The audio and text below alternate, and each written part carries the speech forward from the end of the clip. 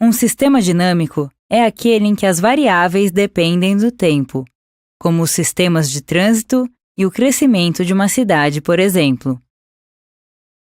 O estado de um sistema dinâmico pode ser representado por um conjunto mínimo de variáveis, denominadas variáveis de estado.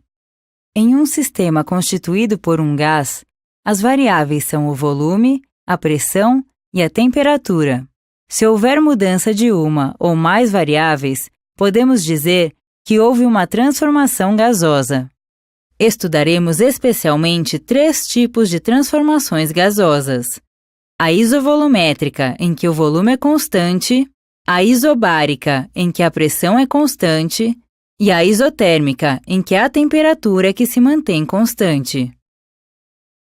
Podemos entender as transformações isovolumétrica, isobárica e isotérmica por meio de um experimento feito com gás em um cilindro de paredes e bases fixas, mas cujo topo é móvel, como uma seringa.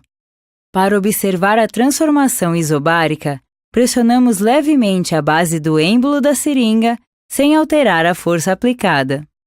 Se fornecermos calor ao sistema, haverá aumento da temperatura e expansão do gás, que ocupará, portanto, maior volume na ampola. O dedo que pressiona o êmbolo da seringa será impulsionado para cima, mas como a força que ele aplica permanece inalterada durante todo o processo, a pressão exercida pelo gás sobre o sistema é constante.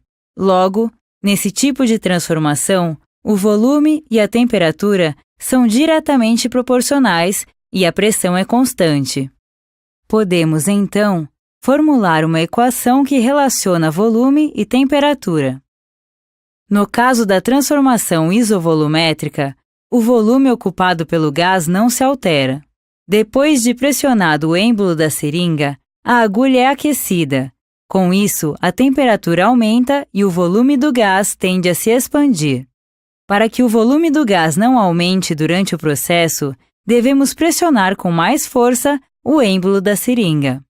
Nessa transformação, houve aumento de temperatura, mas o volume do gás se manteve constante devido ao aumento da pressão exercida sobre ele.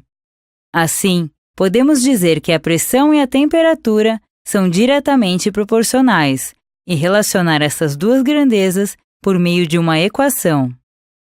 No último experimento, vamos tratar da transformação isotérmica, em que a temperatura permanece constante.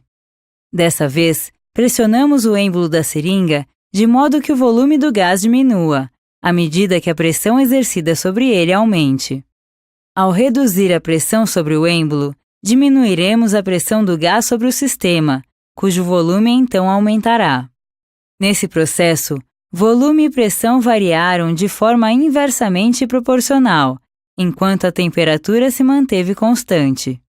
Podemos dizer, portanto, que as grandezas pressão e volume são inversamente proporcionais, e assim obtemos a equação que as relaciona. As 3 equações vistas anteriormente podem ser representadas por uma única, a equação geral dos gases.